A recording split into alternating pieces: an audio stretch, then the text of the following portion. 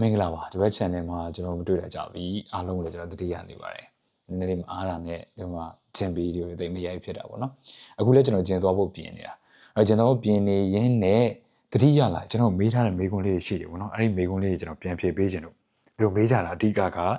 brother ရေဂျင်သွားတယ်ဘာ supplement တွေတုံးလဲပေါ့နော်အဲ့တော့ supplement တွေကိုကျွန်တော်ပြပေးမယ်မပြခင်မှာကျွန်တော်ဂျင်မသွားခင်တည်းကတုံးတဲ့ supplement ရှိတယ်အဲ့ဒါ creatine ပထမတော့ကတော့ကျွန်တော်ဒီ optimal nutrition ကထုတ်တဲ့ creatine ကိုသုံးတယ် creatine နဲ့ပတ်သက်လာရင်ကျွန်တော်အမှုန့်တောက်လို့မရဘူးကျွန်တော်အမှုန့်တောက်လို့ရှိရင်နည်းပြုတ်ကျင်တယ်လို့ဘာလို့ဖြစ်တယ်အဲဒါကြောင့်မို့လို့ကျွန်တော်ကဒီလိုအလုံးပေါ့နော်အလုံးနဲ့ပဲတောက်တယ်အဲ့တော့ဂျင်မသွားခင်အခုဆိုရင်ကျွန်တော်ဂျင်သွားတာ3လရှိပြီပေါ့ဒီ18ရက်နေ့ဒီ18ရက်နေ့ကကျွန်တော်ဂျင်သွား3လရှိပြီတလပိုင်း18ရက်နေ့ဆို3လပြည့်သွားတယ်မသွားခင်နဲ့ကျွန်တော်တောက်နေတာအဲ့တော့ဒီ optimal nutrition creatine အပြင်ကိုကျွန်တော် all mass တို့ဘာလို့ဟာတွေပါတောက်သေးတယ်ကျွန်တော်ခဏလေးကျွန်တော်ပြမယ်ဒီမှာ all mass က creatine အဲ့ဘယ်တစ်စိတ်ရယ်မှမဟုတ်ဘူးပေါ့နော်ဘယ်တစ်စိတ်ရယ်မှမဟုတ်ဘူး creatine ကတော့ကျွန်တော် gym မသွားခင်ကတည်းကကျွန်တော်သုံးနေတဲ့ supplement ပေါ့အဲ့တော့သူကဒီမှာပြောထားတာကတော့ဘယ်ချိန်မှတောက်မလဲဆိုတော့အစာနဲ့တောက်ပါတဲ့အစာနဲ့တောက်ရင်ရပြီပေါ့နော်အဲ့လိုမျိုးပြောထားတယ်တချို့ကတော့ creatine ကို gym မသွားခင်မှာဂျင်မတော့တွားကန်လေး15မိနစ်လောက်လို့ဘာညာမှာတောက်ပါလို့ပြောတယ်ဒါပေမဲ့မဟုတ်ဘူးကျွန်တော်ကအဲ့ဒီချိန်မှာမတောက်ဘူးကျွန်တော်မနက်စာနဲ့တောက်ရင်တော့မတောက်ရင်နေ့လယ်စာနဲ့တွဲပြီးတော့တောက်တယ်ဘာကြောင့်လဲဆိုတော့ကျွန်တော်ပြောမယ်နောက်တစ်ခုက multivitamin creatine ပြီးပြီနော် creatine ပြီးတဲ့အခါမှာ multivitamin မှာလည်းဒီဒါ optimal nutrition ကဟိုကျွန်တော်သုံးတယ်ပြီးတော့ဗာသုံးသေးတယ်ဆိုတော့ကျွန်တော်ပြမယ်ဟို muscle dash ဒါလည်း multivitamin ပဲ muscle dash က multivitamin နော်multivitamin ကကြရင်သမင်းစားတော့ကောင်းကောင်းချက်လို့မရတာရှိတယ်လိုအပ်တဲ့ multivitamin တွေမရတာမျိုးတွေရှိတယ်အဲ့တော့ဒီဥစ္စာတွေကမဖြစ်မနေသုံးရမယ့်ဟာတွေတော့မဟုတ်ဘူးနော်ကျွန်တော်ဘာတွေသုံးလဲဆိုတော့သိကျင်တဲ့လူတွေရှိတယ်ကျွန်တော်ပြောပြန်မဖြစ်မနေသုံးရမယ့်ဟာတွေမဟုတ်ဘူးကိုကအစားအသောက်ကိုအာဟာရပြည့်ဝစားနိုင်တယ်ဆိုလို့ရှိရင်ဒါတွေကအဲ့လိုကြီးလိုအပ်တဲ့ဟာတွေမဟုတ်ဘူးဆိုတော့ multivitamin ကိုကျွန်တော်သုံးတယ်multivitamin တွေကလည်းသူကအစာနဲ့ပဲတွဲပြီးတော့သုံးရတာအစာနဲ့ပဲတွဲပြီးတောက်ရတာဆိုတော့ကျွန်တော်ဒီလိုသွားတယ်မနက်စာ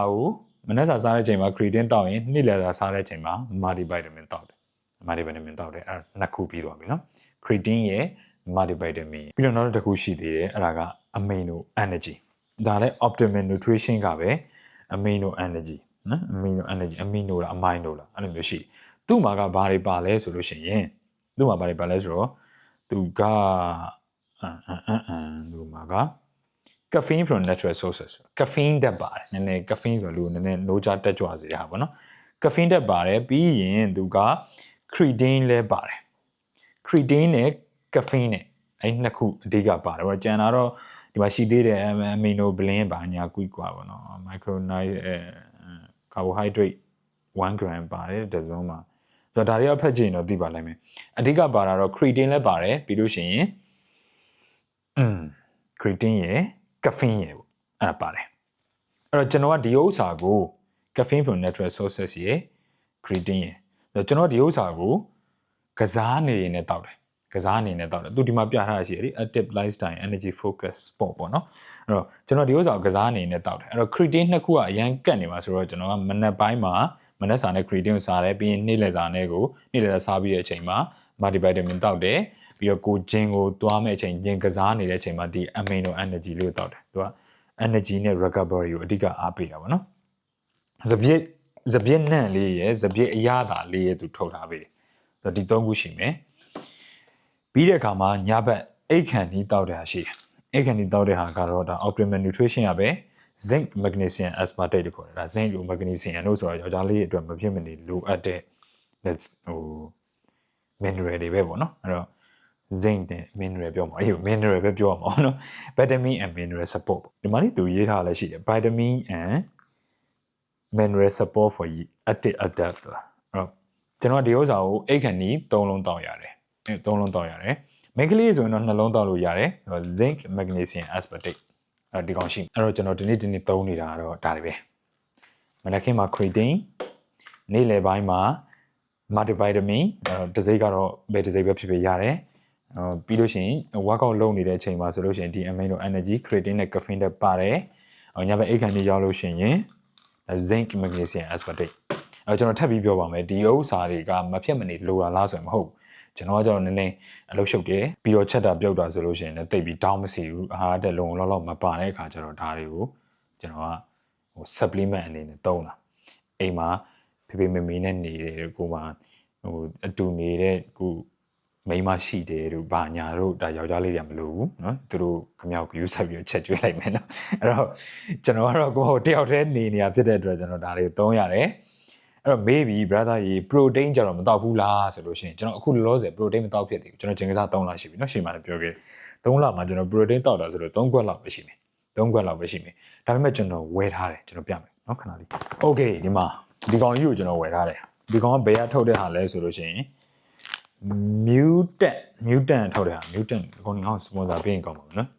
ဆိုတော့ဒါပါတော့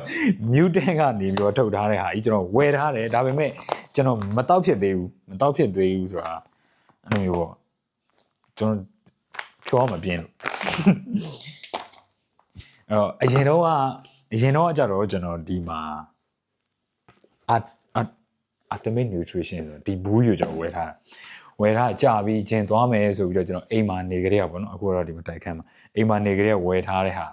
အဲ့မတောက်ဖြစ်ဘူးကျွန်တော်ဒီကိုလာတော့လဲကြံနေခဲ့တယ်နောက်မှာဘသူကစော်ထားလဲဆိုလို့ရှိရင်ကျွန်တော်ညီကစော်ပလိုက်တယ်ဒီဥစ္စာတွေသူမှသူနင်းထိုင်နေဒီကောင်ကကြိုက်တော့အဲ့ဒါတွေကိုတောက်ပလိုက်တယ်အဲ့မှာနည်းနည်းလေးပဲကြံတော့တယ်ခုဟိုတလောလေးရမှာပဲကိုလို့ဘူးပြန်ပေးကို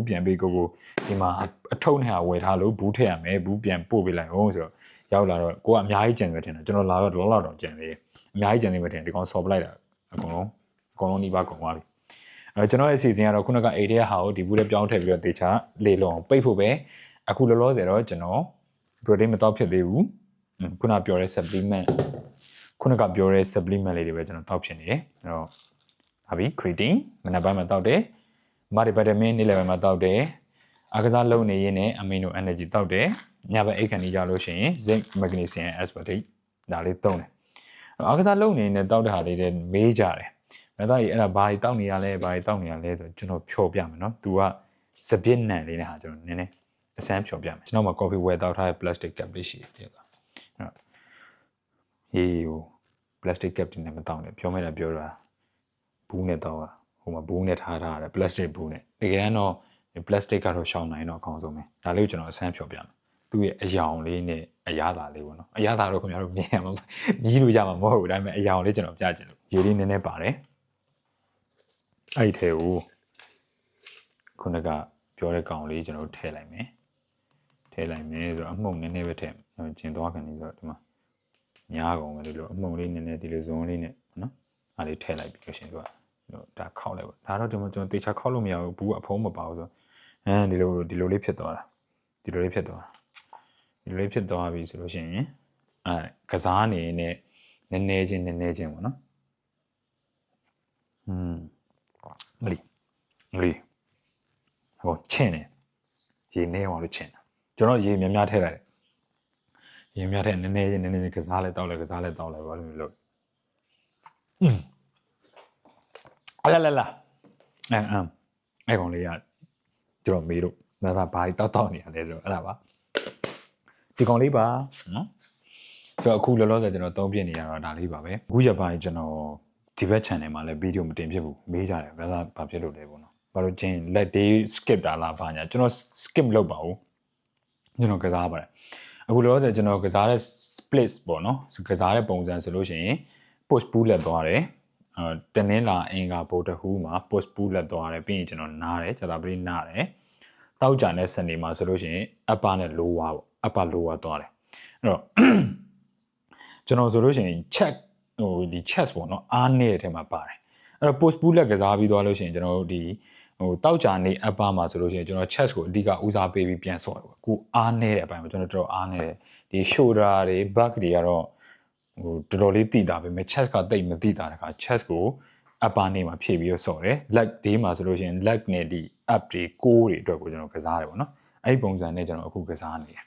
ဒါကျွန်တော် split လေးကိုပြောပြတာ live ဆော့ခြင်းနဲ့ညီကိုလေးဆော့လို့ရအောင်လို့ဒီဘက်ဗီဒီယိုတွေမရိုက်ဖြစ်တော့တာက workout တွေကို